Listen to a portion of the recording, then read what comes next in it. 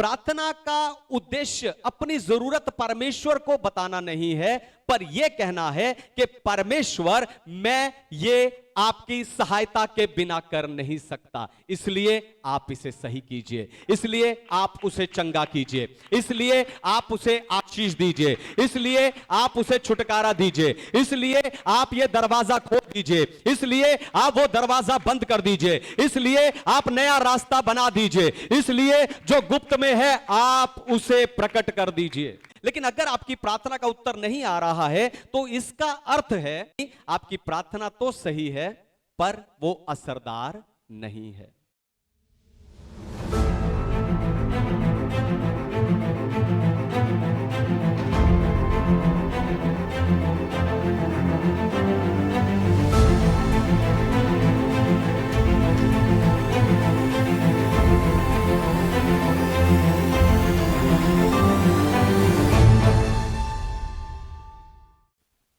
Hallelujah. तो आए आज के वचन में चलें, पवित्र शास्त्र बाइबल से आज का संदेश सुने। आज का संदेश है प्रार्थना अवरोधक। आज का संदेश है प्रार्थना अवरोधक। बाइबल पढ़ने वाला हर एक व्यक्ति जानता है कि परमेश्वर प्रार्थना को प्राथमिकता देते हैं। यानी यह हो नहीं सकता कि आप अपने आत्मिक जीवन को लेकर तो सीरियस हो लेकिन आप प्रार्थना को हल्के में ले, क्योंकि बाइबल हर विश्वासी के लिए प्रार्थना को पहली प्राथमिकता बताती है। दोबारा सुनिए, ध्यान से सुनिए, बाइबल हर एक विश्वासी के लिए प्रार्थना को पहली प्राथमिकता बताती है। प्रार्थना असल में स्वर्गीय पिता के साथ एक नजदीकी रिश्ता बनाना है, और कोई भी रिश्ता मजबूत करने के लिए जरूरी होता है बातचीत। यानी प्रार्थना दो तरफा बातचीत है। आपको परमेश्वर से सिर्फ अपनी बात नहीं कहनी, पर आपको परमेश्वर की बात भी सुननी है। और जब आप परमेश्वर की आवाज को सुनने लगते हो तो आप उतना परमेश्वर को जानने लगते हो, और जितना आप परमेश्वर को आवाज को पहचानने, उसकी उपस्थिति को पहचानने लगते हो, उतना आप धोखे में नहीं फंसते, आप शैतान के जाल में नहीं फंसते, आप सारे फैसले सही ले पाओगे। लेकिन जो लोग प्रार्थना में बैठकर रोज परमेश्वर के साथ बातचीत नहीं करते, वो लोग चिंतित रहते हैं, क्योंकि उन्हें अपने ही फैसलों को लेकर आत्मविश्वास नहीं होता। फिर प्रार्थना परमेश्वर को अपनी परिस्थिति में हस्तक्षेप करने का रास्ता देना है। फिर प्रार्थना परमेश्वर को अपनी परिस्थिति में हस्तक्षेप करने का रास्ता देना है। असल में जो प्रार्थना है वो हमारी निर्भरता, परमेश्वर पर हमारी निर्भरता को दिखाता है। प्रार्थना का उद्देश्य अपनी जरूरत परमेश्वर को बताना नहीं है, पर यह कहना है कि परमेश्वर, मैं ये आपकी सहायता के बिना कर नहीं सकता, इसलिए आप इसे सही कीजिए, इसलिए आप उसे चंगा कीजिए, इसलिए आप उसे आशीष दीजिए, इसलिए आप उसे छुटकारा दीजिए, इसलिए आप ये दरवाजा खोल दीजिए, इसलिए आप वो दरवाजा बंद कर दीजिए, इसलिए आप नया रास्ता बना दीजिए, इसलिए जो गुप्त में है आप उसे प्रकट कर दीजिए। यानी आप अपनी सीमाओं को समझकर असीमित परमेश्वर से प्रार्थना करने लगते हो। लेकिन अगर आपकी प्रार्थना का उत्तर नहीं आ रहा है तो इसका अर्थ है कि आप प्रार्थना को वो प्राथमिकता नहीं दे रहे हैं जो प्राथमिकता बाइबल देने के लिए कह रही है। यानी आपकी प्रार्थना तो सही है पर वो असरदार नहीं है। हालेलुया। आपकी प्रार्थना तो सही है पर वो असरदार नहीं है। तो कौन सी चीजें आपकी प्रार्थना के प्रभाव को कम करती हैं, उन बातों को बताकर आज मैं आपको उत्साहित करने जा रहा हूं। लेकिन उससे पहले मैं चाहता हूं कि दुनिया भर से जितने विश्वासी आत्मिक उत्साह की सभा के संदेश को सुनते हैं, हम जोरदार ताली से उनका स्वागत करें।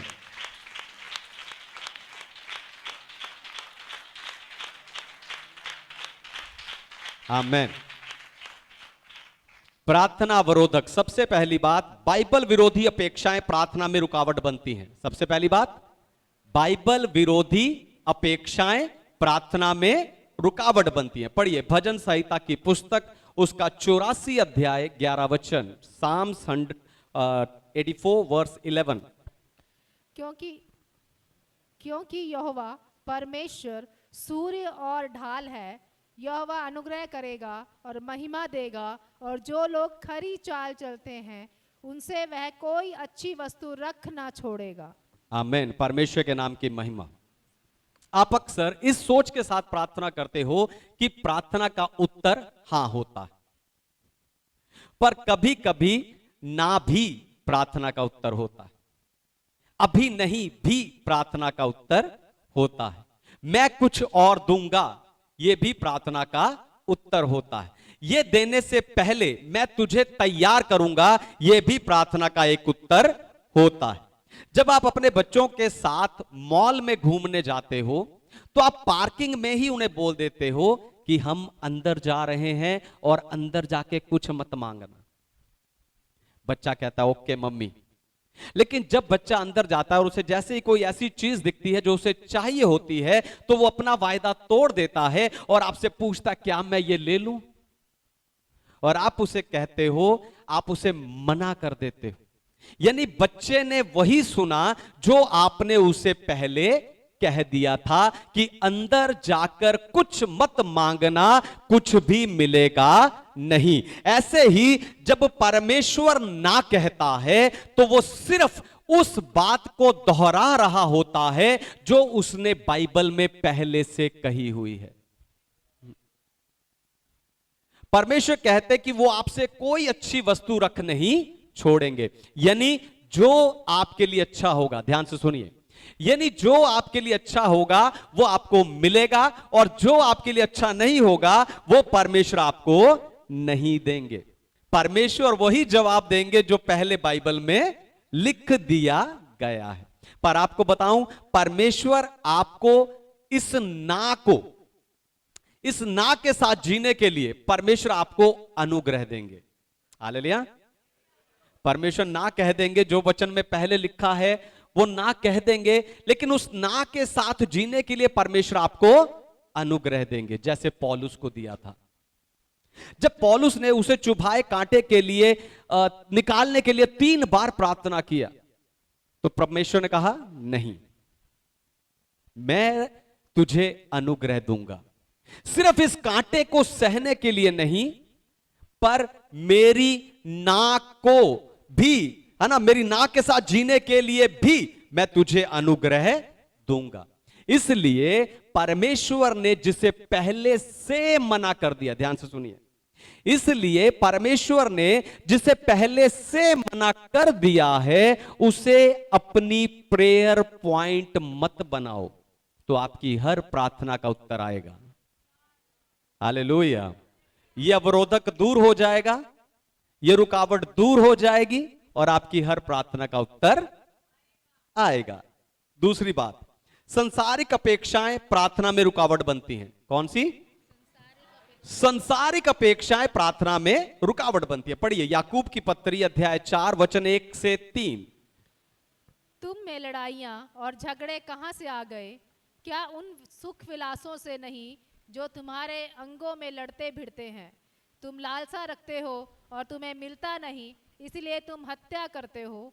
तुम डाह करते हो और कुछ प्राप्त नहीं कर पाते, तो तुम झगड़ते और लड़ते हो। तुम्हें इसलिए नहीं मिलता कि तुम मांगते नहीं, तुम मांगते हो और पाते नहीं, और भोग विलास में उड़ा दो, इसीलिए कि बुरी इच्छा से मांगते हो ताकि अपने भोग विलास में उड़ा दो। आमेन। परमेश्वर के नाम की महिमा। तो कभी कभी आपकी प्रार्थना तो सही होती है लेकिन उसके पीछे का मकसद गलत हो जाता है। हालेलुया। कभी कभी आपकी प्रार्थना तो सही होती है लेकिन उसके पीछे का मकसद गलत हो जाता है, और परमेश्वर प्रार्थना के समय आपके शब्द नहीं देखते। ध्यान से सुनिए, परमेश्वर प्रार्थना के समय सिर्फ आपके शब्द नहीं देखते, पर उस शब्दों के पीछे के बहाव को भी देखते हैं। हालेलुया। उस शब्दों के पीछे के भाव को भी देखते हैं। यही कारण है कि आपको आपकी उन प्रार्थनाओं के उत्तर मिले हैं जो आपने बहुत परेशान होकर, बहुत दुखी होकर, आंसुओं के साथ की थी, क्योंकि आपकी उन प्रार्थनाओं में आपकी भावनाएं जुड़ी हुई थी। यानी परमेश्वर से जब आप कुछ मांगते हो तो परमेश्वर ये नहीं देखते कि आप क्या मांग रहे हो, परमेश्वर ये देखते हैं कि आप क्यों मांग रहे हो। इसीलिए जब दो लोग एक ही प्रार्थना करते हैं, एक ही चीज मांग रहे होते हैं, तो एक को मिल जाती है लेकिन दूसरे को मिलती नहीं है, क्योंकि परमेश्वर यह देखते हैं कि क्या आप जो मांग रहे हो उसकी आपको जरूरत है भी या नहीं। बाइबल कॉलेज में पढ़ाने के समय एक स्टूडेंट ने मुझसे पूछा कि पास्टर जी, एक भाई है, वो भाई बिना सोचे समझे अपने पैसे खर्च कर देता है, फिर हर महीने वो मुझसे मांगता है, क्या मैं उसकी हेल्प करूं? मैंने उसे कहा कि वो जो मांग रहा है उसको उसकी जरूरत नहीं है, उसको जरूरत है अपने जीवन में अनुशासन की और पैसे का सही प्रबंध करने की, जो हमने पिछले संडे सीखा था। उसको जरूरत है पैसे का सही प्रबंध करने की, क्योंकि वो खुद कमा रहा है। आप उसे देखकर उसकी हेल्प नहीं कर रहे हो, पर उसकी एक गलत आदत को और बढ़ावा दे रहे हो।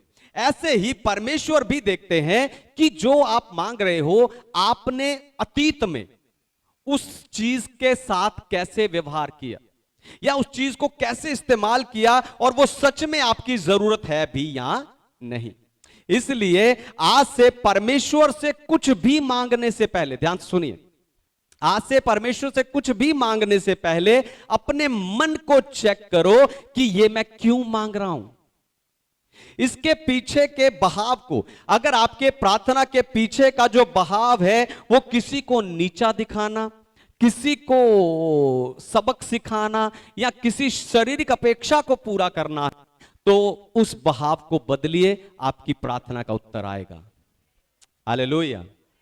वो बहाव चेंज होगा और आपकी प्रार्थना का उत्तर आएगा, जरूर आएगा। पढ़िए, अभी तीसरी बात को हम पढ़ेंगे। तीसरी जो बात है, प्रार्थना विरोधक, हृदय में क्षमा का भाव। हृदय में क्षमा का भाव प्रार्थना में रुकावट बनता है। हृदय में क्षमा का भाव प्रार्थना में रुकावट बनता है। पढ़िए मरकुस का सुसमाचार, उसका 11 अध्याय 25 वचन। Mark chapter 11 verse 25। और जब कभी तुम खड़े हुए प्रार्थना करते हो, यदि तुम्हारे मन में किसी के प्रति कुछ विरोध हो तो क्षमा करो, इसलिए कि तुम्हारा स्वर्गीय पिता भी तुम्हारे अपराध क्षमा करे। आमेन। परमेश्वर के नाम की महिमा हो। तो जब आप इस अध्याय इसको 23 वचन से पढ़ेंगे तो आपको समझ आएगा कि प्रभु यीशु यहां पर प्रार्थना के बारे में सिखा रहे हैं। वो कहते हैं कि अगर तुम पहाड़ से कहो कि उखड़ के समुद्र में जा गिर, और शक ना करो, मन में प्रतीति कर लो कि जो कहते वो हो जाएगा, तो उसके लिए वैसा ही हो जाएगा।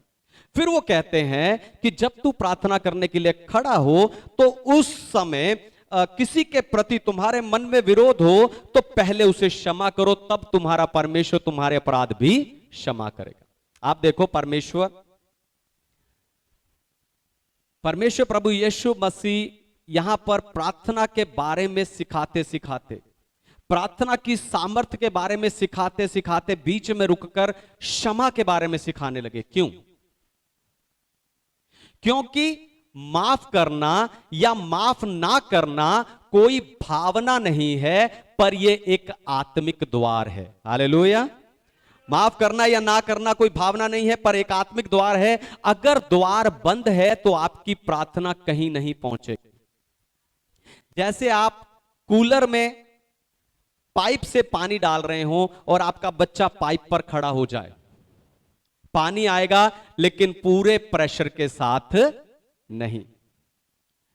वैसे ही अगर आपके मन में किसी के प्रति कड़वाहट का भार है तो आपकी प्रार्थना का जो प्रेशर है वो कम हो जाता है और वो वहां नहीं पहुंच पाती जहां उसे पहुंचना चाहिए।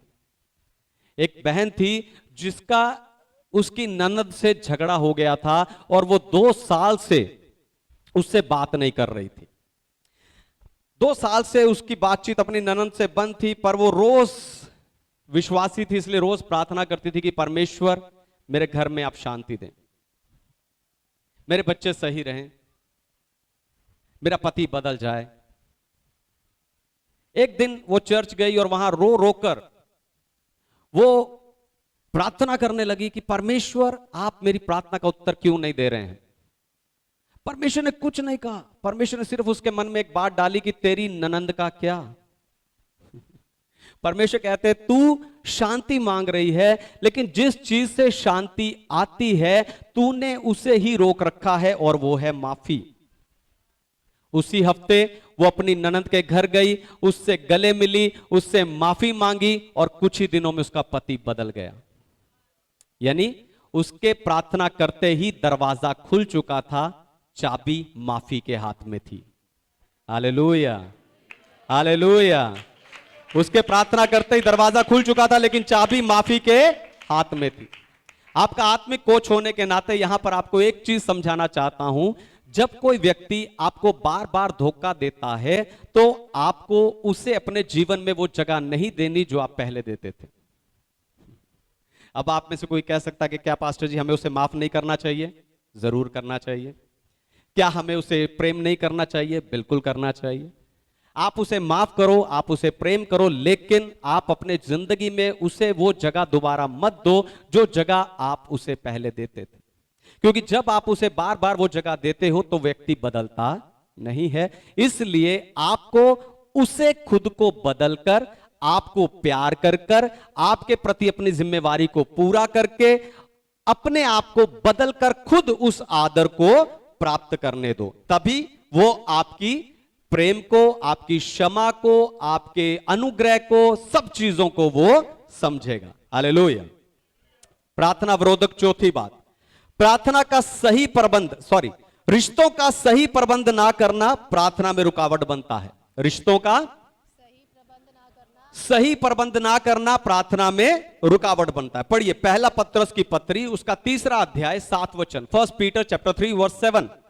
वैसे ही हे पतियों, तुम भी बुद्धिमानी से पत्नियों के साथ जीवन निर्वाह करो, और स्त्री को निर्बल पात्र जानकर उसका आदर करो, यह समझकर कि हम दोनों जीवन के वरदान के वारिस हैं, जिससे तुम्हारी प्रार्थनाएं रुक ना जाएं। आमीन। परमेश्वर के नाम की महिमा हो।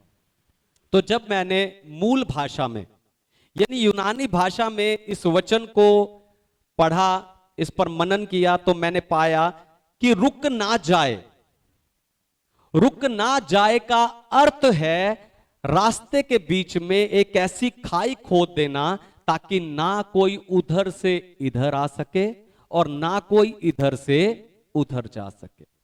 यानी जब घर में, ध्यान सुनिए, जब घर में रिश्ते ठीक नहीं होते तो ना परमेश्वर के पास आप जा सकते हो और ना परमेश्वर आपके पास आ सकता है। हालेलुया। दोबारा सुनिए, ध्यान सुनिए, जब घर में रिश्ते सही नहीं होते तो ना परमेश्वर आपके पास आ सकता है, ना आप परमेश्वर के पास जा सकते हो। यह सिर्फ पति पत्नी के लिए नहीं है, सबके लिए है। हालेलुया। यह बात सिर्फ पति पत्नी के लिए नहीं है, सबके लिए है। कोई भी रिश्ता जिसके प्रति आप लापरवाह हो जाते हो, महत्व देना बंद कर देते हो या उचित तालमेल नहीं रखते, वो आपकी प्रार्थना में रुकावट बन जाता है। आप बाहर से तो जोर लगाकर उस व्यक्ति के लिए प्रार्थना कर रहे होते हो, लेकिन अंदर कुछ और चल रहा होता। आप उसके लिए प्रार्थना कर रहे होते हो, लेकिन कहीं ना कहीं आपका मन सहमत नहीं होता। पर आपको बताऊं, प्रार्थना के समय परमेश्वर सिर्फ उस व्यक्ति को नहीं देख रहा होता। ध्यान सुनिए, जब आप जिस व्यक्ति के लिए भी प्रार्थना करते हो, प्रार्थना के समय परमेश्वर उस व्यक्ति को नहीं देख रहा होता, पर उसके साथ आपके रिश्ते को देखता है। सोचकर देखो, आप अपने लिए उस पिता से दया, अनुग्रह, आशीष मांग रहे हो जिसके बच्चों के साथ आपने गलत व्यवहार किया। जब आपने पिता के बच्चों के साथ गलत व्यवहार किया तो क्या पिता आपके साथ सही व्यवहार करेगा? क्या वो आपकी प्रार्थना सुनेगा? क्या वो आपकी प्रार्थना का उत्तर देगा? कुछ लोग कंफ्यूज हैं।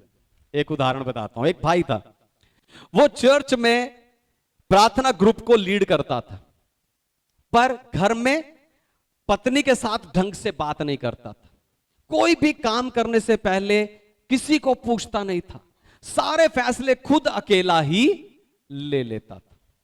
एक दिन वो अपने पास्टर के पास गया और पास्टर से पूछा कि पास्टर जी, मैं सालों से अपनी प्रमोशन के लिए प्रार्थना कर रहा हूं, लेकिन मेरी प्रमोशन नहीं हो रही। पास्टर भी हैरान हुए। पास्टर ने पूछा, अच्छा सब कुछ ठीक है, पर मुझे बताओ तुम्हारा घर कैसा है, घर का माहौल कैसा है? उस भाई ने आंखें झुका ली।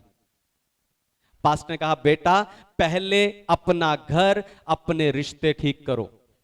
और जब उस भाई ने अपनी पत्नी से सही ढंग से बात करना शुरू किया, उससे माफी मांगी, तो 3 महीने के अंदर उसकी प्रमोशन हो गई। यानी रिश्ते का और प्रार्थना का दरवाजा आपस में जुड़ा हुआ है। हालेलुया।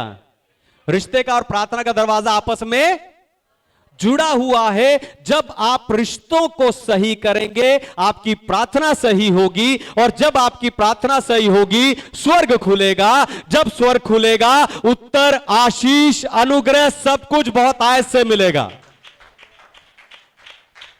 Thank you Jesus. 5वीं और आखिरी बात, जब प्रार्थना आपके ईश्वरीय उद्देश्य या बुलाहट से मैच नहीं करती, तब उत्तर नहीं आता। जब प्रार्थना आपके ईश्वरीय उद्देश्य या बुलाहट से मैच नहीं करती, तब उत्तर नहीं आता। पढ़िए रोमियो की पत्री अध्याय 8 वचन 28, रोमन्स चैप्टर 8 वर्स 28। हम जानते हैं कि लोग परमेश्वर से प्रेम रखते हैं, उनके लिए सब बातें मिलकर भलाई ही की उत्पन्न करती हैं, अर्थात उन्हीं के लिए जो उसकी इच्छा के अनुसार बुलाए हुए हैं। आमेन। परमेश्वर के नाम की महिमा। तो परमेश्वर ने आपके जन्म से पहले एक योजना बनाई हुई है भलाई की, और यह योजना सिर्फ आपकी खुशी के लिए नहीं है, पर उसके राज्य की बढ़ोतरी के लिए। और कई बार आप जो प्रार्थना में मांग रहे होते हो, वो आपकी बुलाहट से, उस ईश्वरीय बुलाहट से मैच नहीं कर रहा होता। इसी कारण आपकी प्रार्थना का उत्तर नहीं आता। सोचकर देखो, आप कहते हो मेरी बुलाहट है कि मैं गोवा जाऊं, गोवा जाके सेवा करूं, और आप गूगल मैप के अंदर बीच रिसोर्ट गोवा भर देते हो। लेकिन परमेश्वर चाहता है कि आप मेडिकल मिशन बिहार में जाओ, तो क्या होगा? कुछ भी, है ना, वो गूगल मैप चलेगा ही नहीं, वो आपके रास्ते का मूल्यांकन करता रहेगा, वहीं पर रुका रहेगा। उसी तरह जब आपकी प्रार्थना आपकी बुलाहट से मैच नहीं करती, तब परमेश्वर उत्तर नहीं देते, पर आपकी उस प्रार्थना का, उस बुलाहट का मूल्यांकन करते रहते हैं। सब चीजें मिलकर भलाई को उत्पन्न करती हैं उनके लिए जो उसकी इच्छा अनुसार बुलाए हुए हैं। यानी जो चीजें, ध्यान सुनिए, जो चीजें आपकी बुलाहट की उस लाइन में हैं, वो सब आपको मिलेंगी, और जो चीजें आपकी उस बुलाहट की लाइन से बाहर हैं, वो चीजें आपको नहीं मिलेंगी, वो आपके लिए काम नहीं करेंगी। हालेलुया। उल्टा वो रुकावट बन जाएंगी। कैसे? हालेलुया। जो चीजें आपकी बुलाहट की लाइन में हैं, वो आपके लिए काम करेंगी।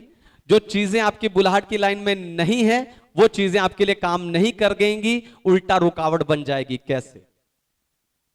आप अपने जीवन में जो बनना चाहते हो, यानी अपने करियर के लिए प्रार्थना करते हो, पर वो सिर्फ आपका लक्ष्य है, परमेश्वर की ओर से आपकी बुलाहट नहीं है। फिर हो सकता है आप किसी ऐसे रिश्ते के लिए प्रार्थना कर रहे हो जो कल आपको परमेश्वर से, चर्च से, या फिर विश्वास से दूर ले जा सकता है। इन सब चीजों को रोककर परमेश्वर आपका बुरा नहीं कर रहे, पर भला कर रहे हैं। हालेलुया। इन सारी चीजों को रोककर परमेश्वर आपका बुरा नहीं कर रहे, पर भला कर रहे हैं। एक जवान लड़का था, बहुत अच्छा सिंगर, और वो काफी समय से प्रार्थना कर रहा था कि उसे बॉलीवुड म्यूजिक कंपनी का एक कॉन्ट्रैक्ट मिल जाए। लेकिन कई प्रार्थना करने के बाद भी उसे वो कॉन्ट्रैक्ट नहीं मिला। फिर आखिर में निराश होकर, हताश होकर, उसने जब कोई विकल्प नहीं बचा, उसने चर्च की वर्शिप टीम को ज्वाइन कर लिया। वर्शिप टीम में गाने लगा। एक दिन एक अब्रॉड से फॉरेनर सेवा के लिए वहां आया और उसने उस लड़के की आवाज को सुना और उसने कहा कि मैं तुझे इंटरनेशनल मिनिस्ट्री के लिए ट्रेन करना चाहता हूं। और आज वो लड़का 12 देशों के वर्शिप ग्रुप को लीड करता है। 12 देशों के वर्शिप को लीड करता है। लाखों लोग उसकी आराधना से प्रभु यीशु के पास आते हैं। अगर उस दिन बॉलीवुड का दरवाजा खुल जाता तो उसकी बुलाहट का दरवाजा बंद हो जाता। परमेश्वर ने उसे रोककर उसकी पूरी जिंदगी बदल दी। जो उस समय उसे ना लग रहा था, आज उसे हां लग रहा है। हालेलुया। आज उसे हां लग रहा है। आखिर में एक कहानी बताकर खत्म करूं। एक गांव था। उस गांव में पानी की बहुत ज्यादा जरूरत थी, तो सरकार ने एक ऊंची पहाड़ी पर एक बड़ा सा पानी का टैंक लगा दिया, उसमें पानी भर दिया। टैंक तैयार था, पानी भरा हुआ था, लेकिन गांव में नीचे पानी नहीं पहुंच रहा था। गांव के लोग प्यासे उस पहाड़ के नीचे पानी आने का इंतजार कर रहे थे। तभी वहां एक इंजीनियर आया और उसने आके चेक किया तो पाया कि वो पाइप 3 जगह से ब्लॉक है। एक जगह मिट्टी जाम हो गई है, दूसरी जगह पाइप मुड़ गया है, तीसरी जगह किसी ने गलती से पत्थर फंसा दिया है। आप देखो, टैंक सही था, पानी सही था, बस जो समस्या पाइप में थी। इंजीनियर ने एक एक करके उन तीनों ब्लॉकेज को निकाल दिया और जैसे उसने तीसरी ब्लॉकेज को निकाला, पानी ऐसे बहने लगा जैसे कभी रुका ही ना हो। टैंक वही था, पानी वही था, सिर्फ रास्ता साफ होना था। हालेलुया। टैंक वही था, पानी वही था, सिर्फ रास्ता साफ होना था। परमेश्वर की आशीष का टैंक भी भरा हुआ है। हालेलुया। परमेश्वर की आशीष का टैंक भी भरा हुआ है। उसके पास चंगाई, छुटकारा, सफलता, यानी वो सब कुछ जो आप सालों से मांग रहे हो, उसके पास भरपूरी के साथ है। लेकिन समस्या टैंक में नहीं है, पाइप में है। समस्या टैंक में नहीं है, पाइप में है। और आज मैंने आपके पाइप को ब्लॉक करने वाली, आपके प्रार्थना को ब्लॉक करने वाली 5 चीजें मैंने आपको बताई हैं। पर आपको निराश होने की जरूरत नहीं है, क्योंकि आज यहां पर इंजीनियर आ चुका है और उसका नाम प्रभु यीशु मसीह है। अगर आज आप उस इंजीनियर के हाथ में अपने पाइप को दें और कहें कि प्रभु साफ कर दे, तो आज आशीष का पानी बहेगा। हालेलुया। आशीष का पानी बहेगा। आइए आंखें बंद कीजिए, अपने आप को परमेश्वर के हाथों में दे दीजिए।